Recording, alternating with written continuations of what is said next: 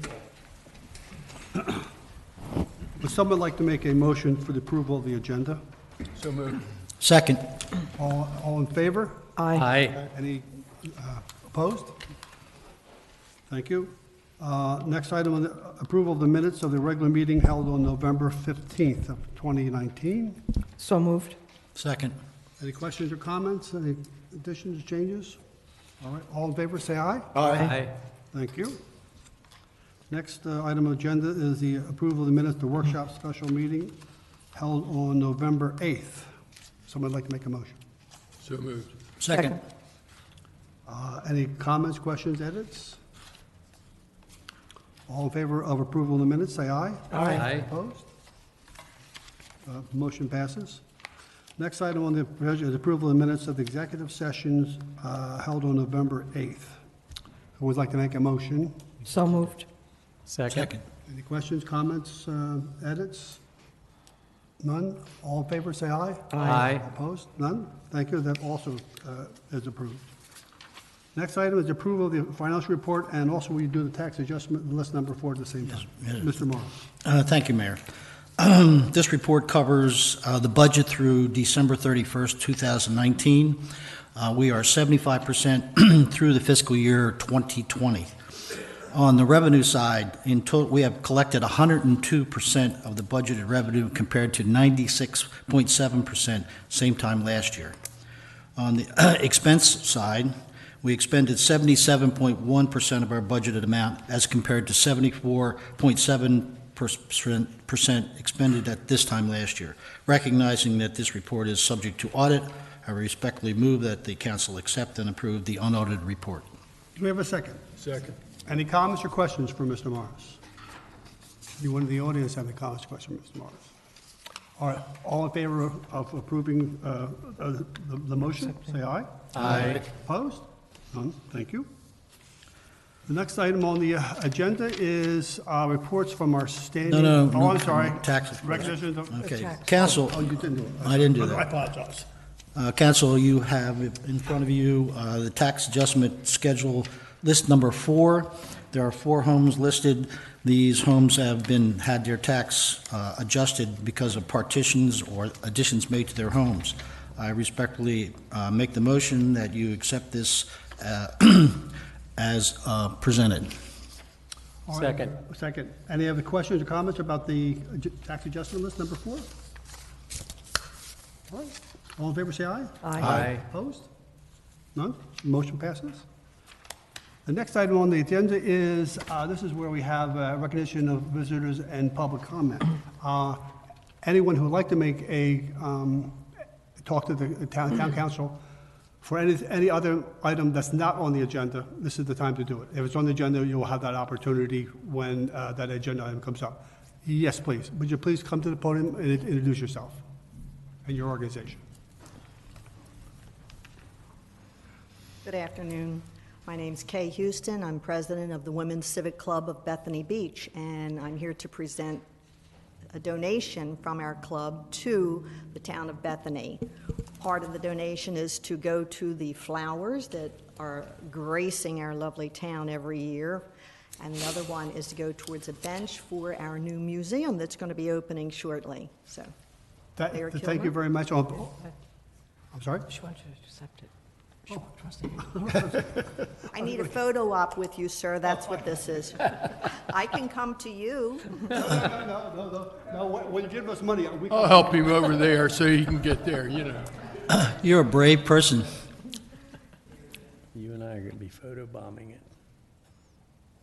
Did we get funny ears? No, you didn't. Thank you very much. Over the years, we've been unbelievable in this town, and we appreciate everything you've done for us, and we also very appreciate the town. Thank you so much, and we appreciate the town and all the work that you find folks do. Thank you.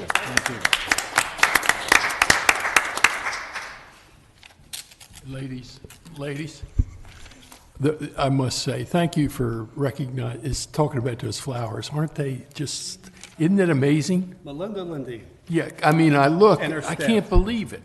And I take pictures every season because I send them out and people are saying, and this is where? Yeah, Longwood Yeah, yeah. Oh, God. She's just, yeah. Again, thank you both. Thanks a lot. All right. Anyone else in the audience like to address the council on any other issue that's not an agenda item? All right, well, then we'll gotta move forward. The next item on the agenda is, where's my list?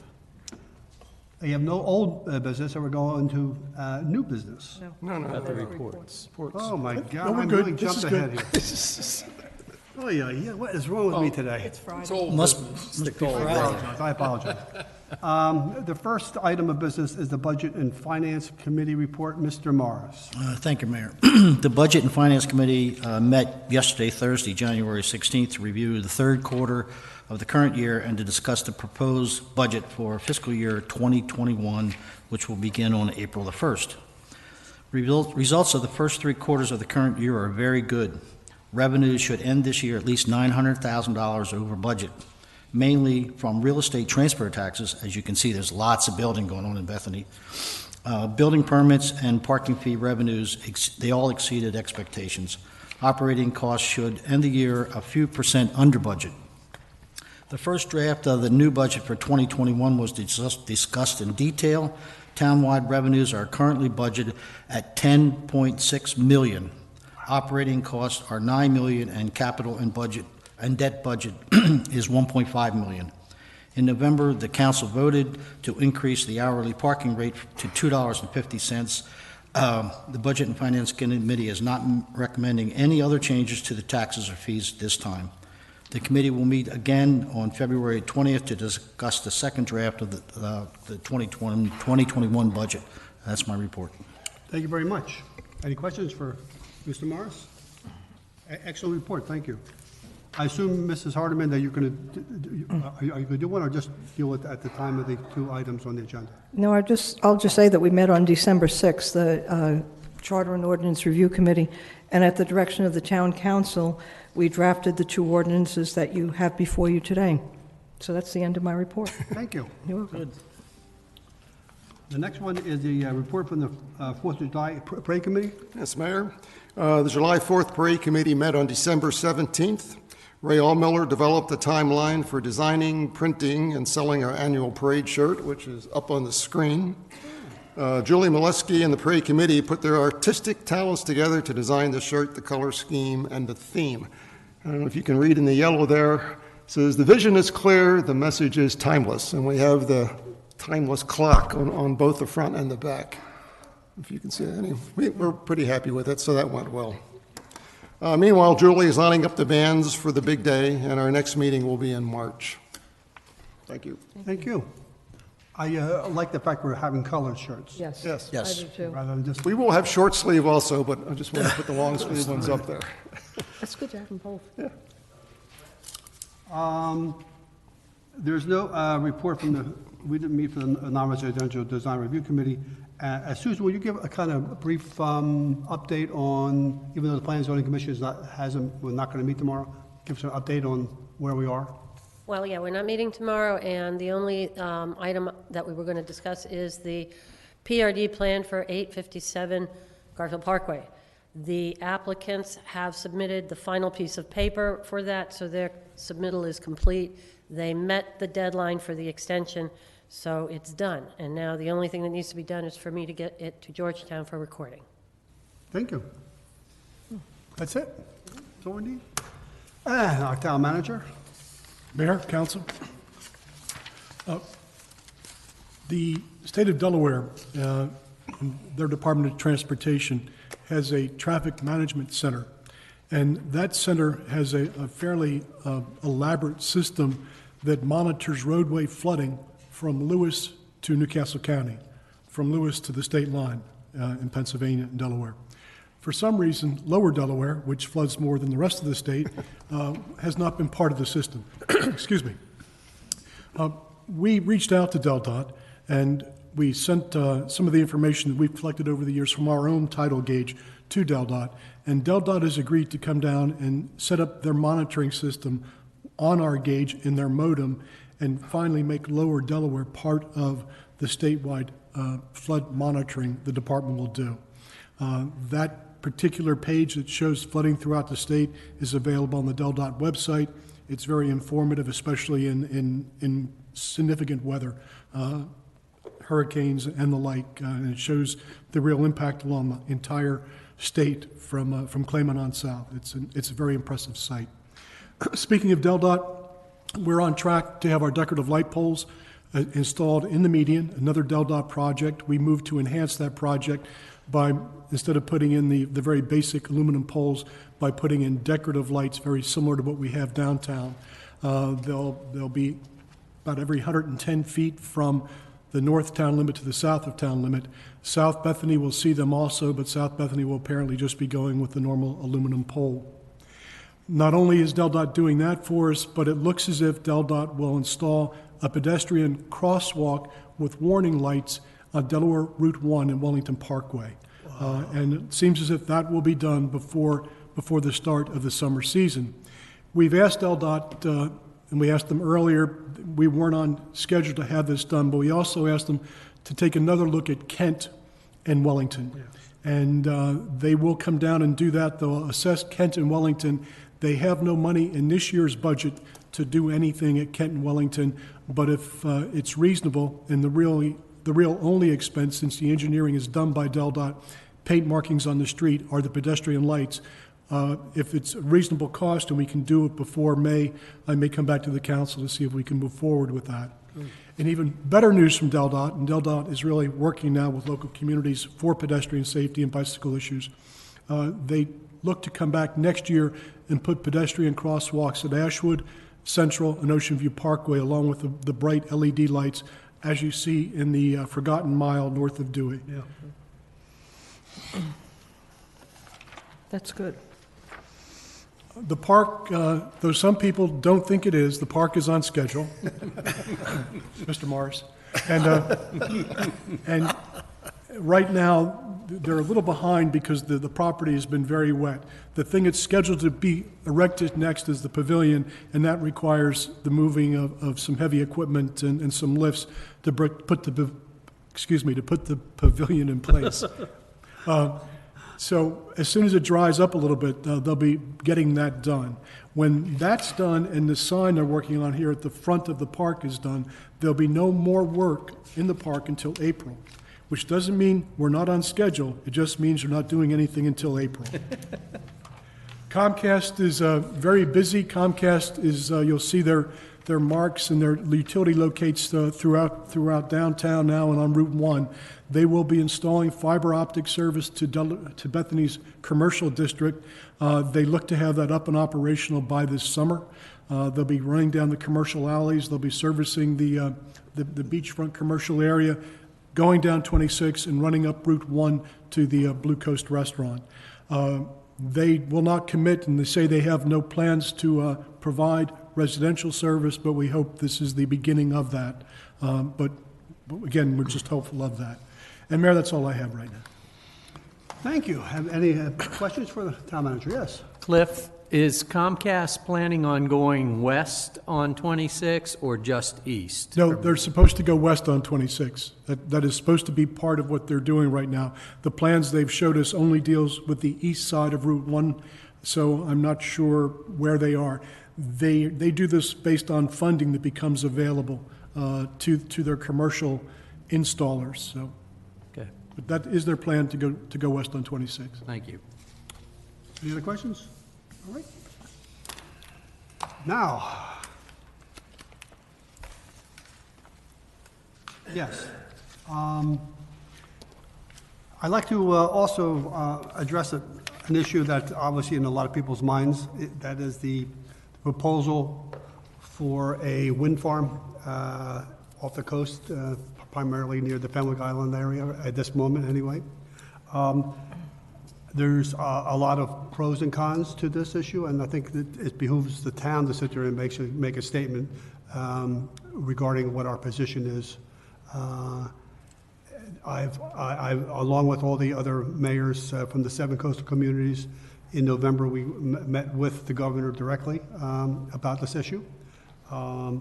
And also the town of Fenwick Island, in addition to working with the state. There also now our Senator Coons, that's it. Coons is also involved in this because it is a federal project. Keep in mind that these turbines are in federal waters and not in state waters. So there's some limit to what we can do as a community to have impact on this. But I think having Senator Coons on board will obviously bring at least attention to the project. The issue is, as like everything else, some people are for it, some people are against it. At the end of the day, as a member of the Sea Level Rise Committee and also Senate Bill 64 Committee deal with stormwater management, and I think whether you believe it or not, but climate change is going to have an impact on the state. And I think anything that we can do to sit there and mitigate that, especially as it affects the town of Bethany Beach, I think is important.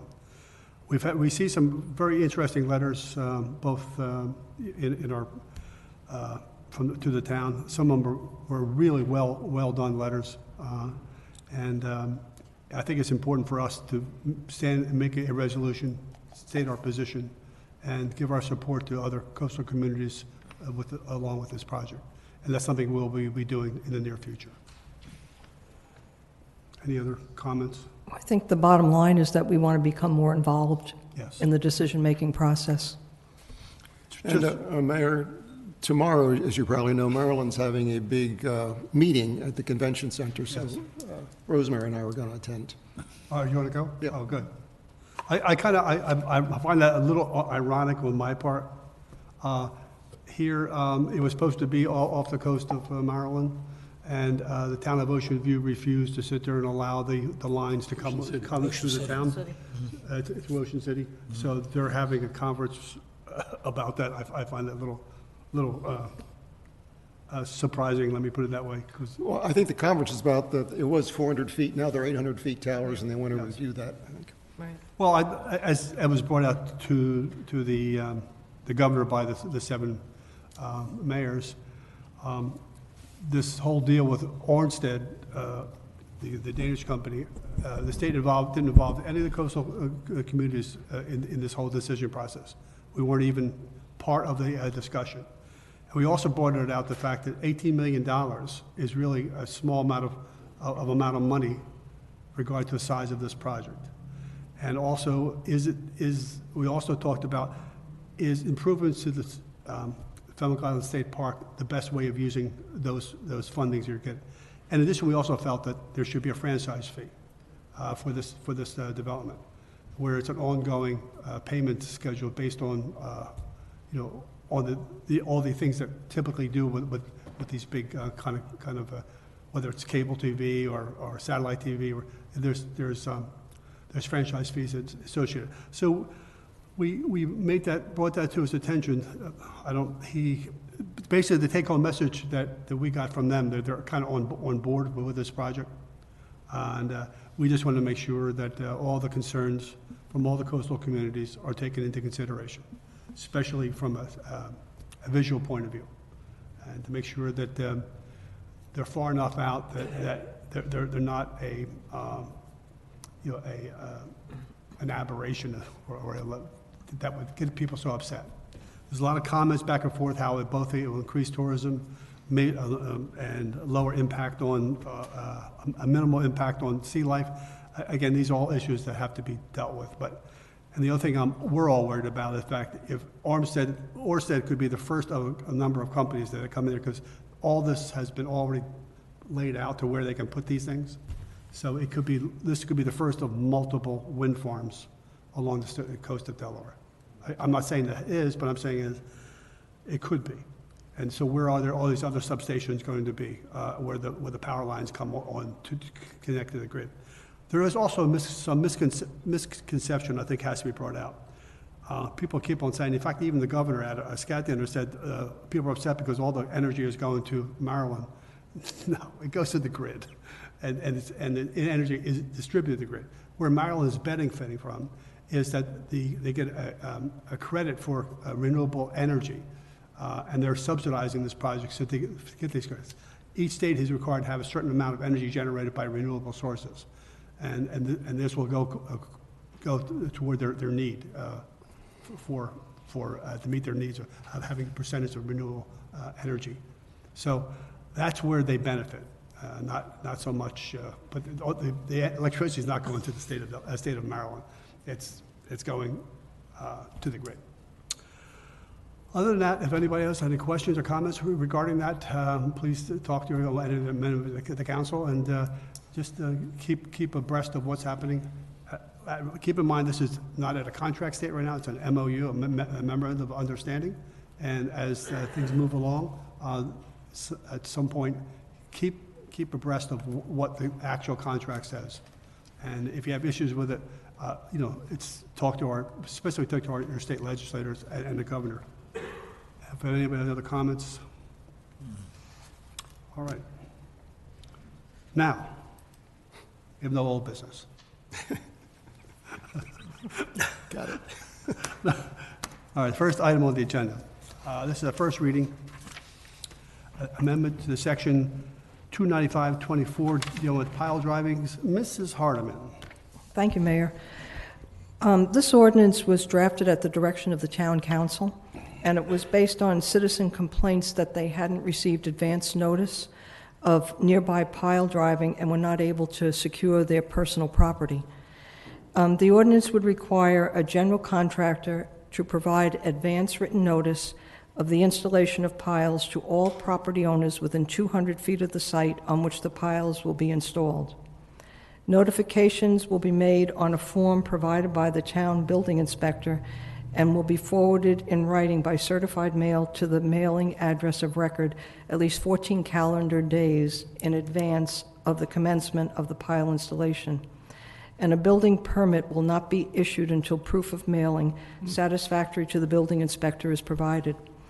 I just wanted to clarify one point. It's not in the included in the ordinance, but it's included on the form which the general contractor receives from the building inspector and which is mailed to property owners. A question came up about what happens if I have cracks in my ceiling or in my walls as a result of the pile driving. What do I do?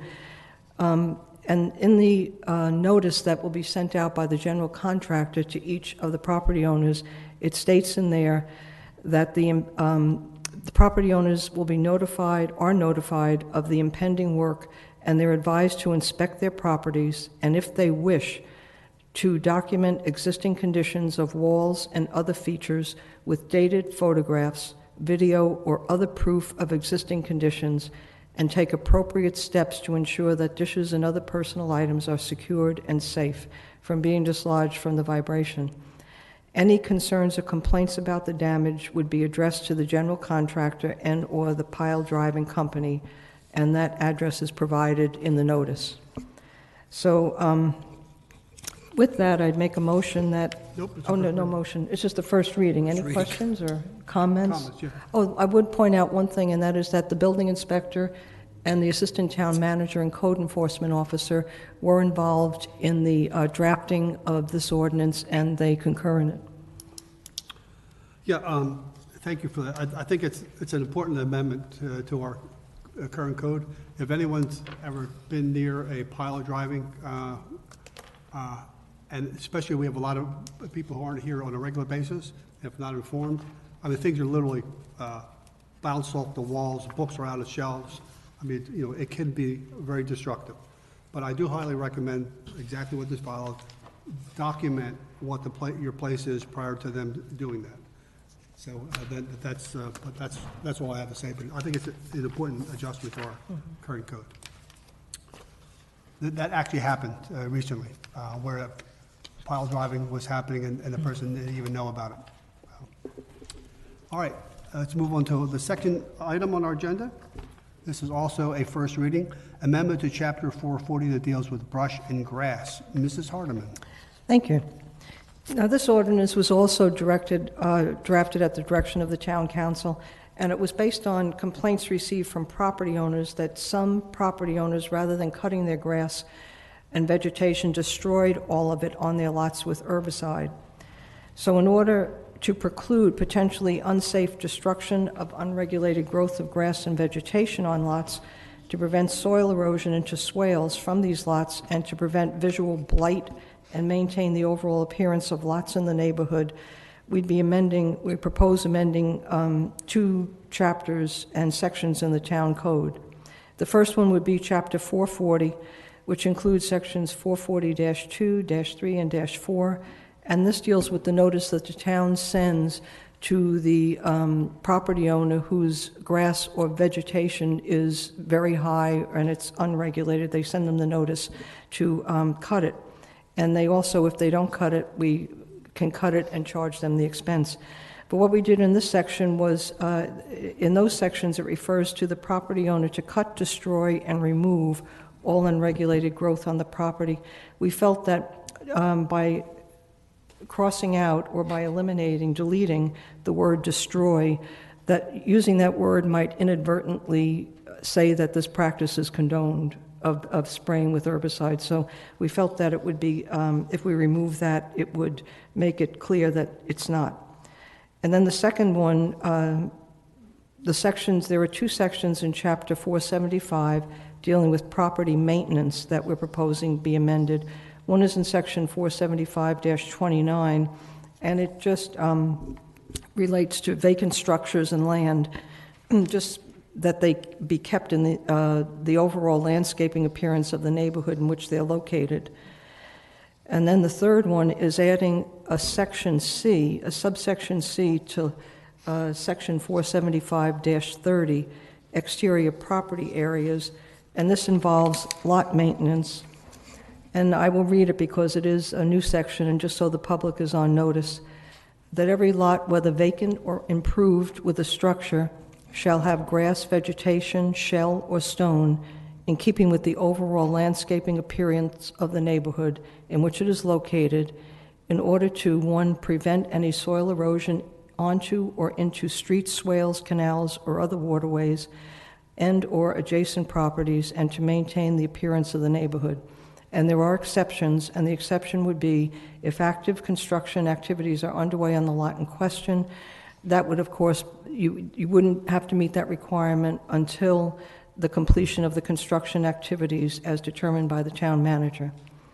And then grass or other vegetation growing on a lot may be cleared in order to replant the lot with new grass or vegetation, providing that replanting shall be completed within a reasonable period of time after clearing, as determined again by the town manager.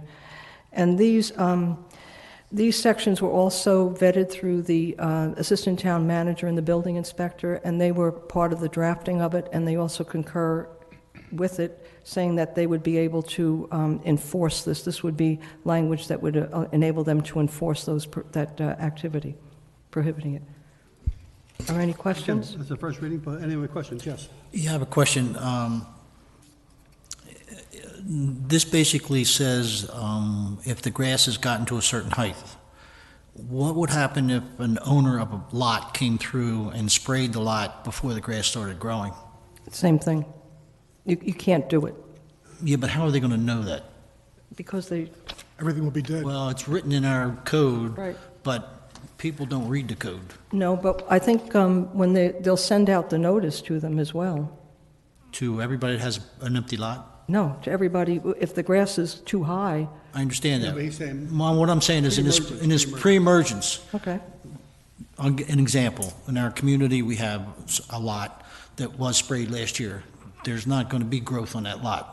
And if he comes back and does it again, and there's no grass growing, how Before he gets the notice.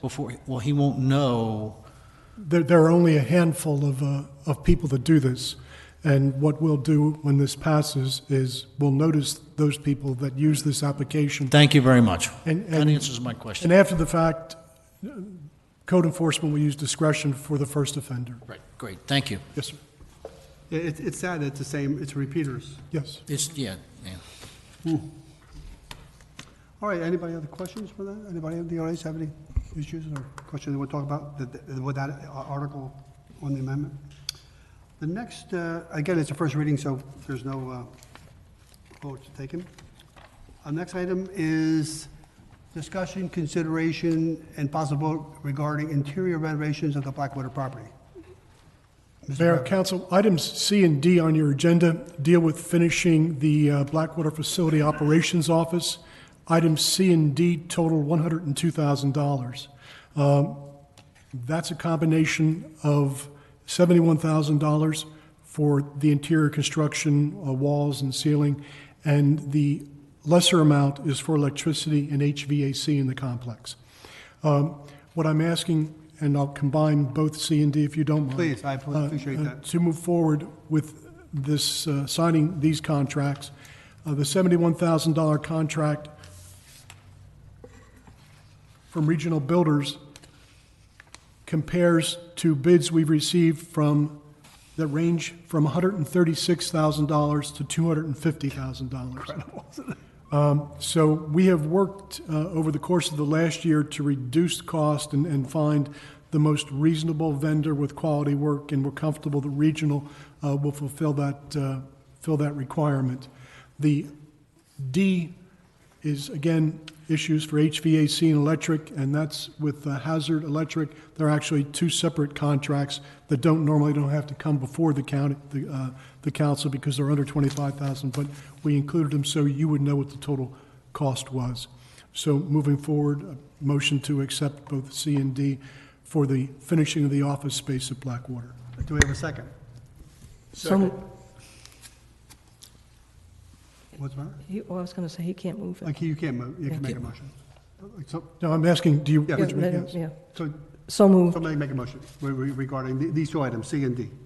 So moved. Second. Right. Any questions, comments? Yeah, I'd like to make a comment. Just so everybody understands, this money has already been in the budget. We're just authorizing the use of the money at this point in time, but it is already accounted for.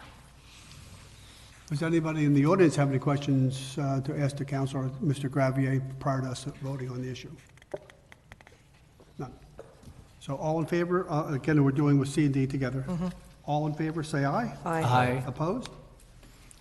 The motion passes. Next item is the proposed purchase of a new trolley. Mr. Gravier. Mayor, Council, you have a proposal before you from Hometown Trolley Company for $155,000 for the purchase of a 30-passenger trolley. The other similar bid we have received from that was from Cable Car Concepts, and it was for a 30-passenger equipped with the same engine and other accoutrements, and it was received for $169,000. I asked that the town move forward and move forward to allow the purchase of the trolley from Hometown Trolley Company. This is a purchase that will be reflected in our upcoming budget, not in this budget, but we will receive it in the next budget year.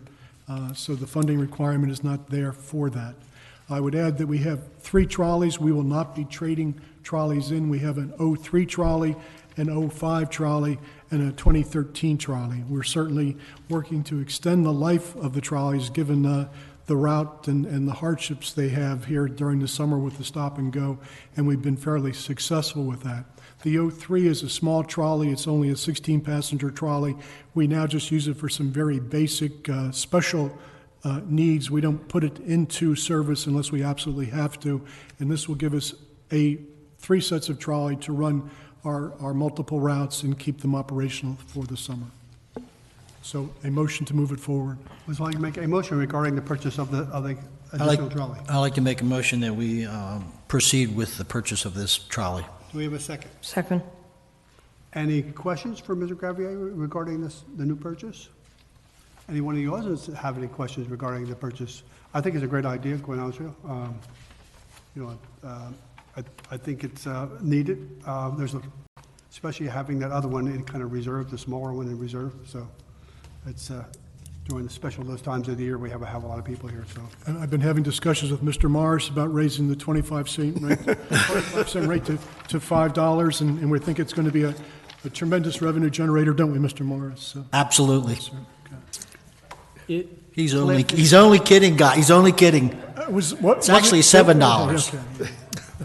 Cliff, is the plans to still run 2 trolleys? Yes, yes. So We'll keep- you'll rotate the trolleys, or? And this will give us 2 trolleys operational that have handicap lifts. Right now, we only have the one, so we'll be able to run those 2. Good. And you did say you looked into the electric one? An We looked electric at one, electric. There is not what I'll call a character trolley yet that's Right. available electric, and there's not really large transport vehicles that are out there in electric in any sort of a format that seems practical yet. There's gas, but gas requires its own set of issues that we're not prepared to deal with. You mean LNG, you mean? Yes, Yeah, Thanks for looking. sir. yeah, thank you. Actually, I think at some point in the future, those things will be much more amenable, but Yes. I don't think it's ready, quite honestly, right now, battery-operated or electric vehicles, you know, especially this stop and go. All right, we have a motion, a second. All in favor? Aye. Aye. Opposed? The motion passes. The next item on the agenda is the discussion, consideration, possible vote to approve cosmetic renovations of the guardhouse comfort station. Mr. Gravier. Mayor, Council, as the council is aware, we've engaged in an exercise over the last year. We began with the idea that we would be able to do a major reconstruction of our restrooms and create a significant number of additional facilities within the restrooms. Unfortunately, it was cost prohibitive, and at the end of the day, the engineers basically told us that it would be advisable, rather than just doing a reconstruction, to take the building down, demolish the building, and rebuild another building, which wasn't anything I don't think the town really was interested in doing. And the cost was significantly over $1 million.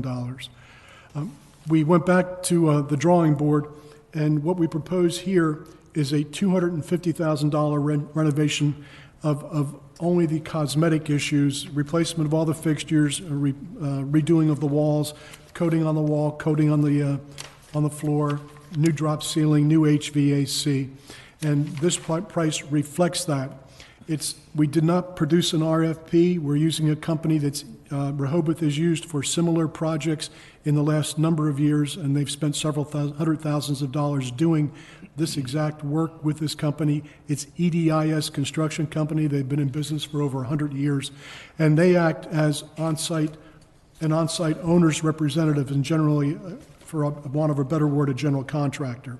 There are multiple contracts listed here. We will hold the contracts, and EDIS, as the on-site representative, and the people that actually administer the contracts have a fee for that also. In grand total, that cost is $250,485.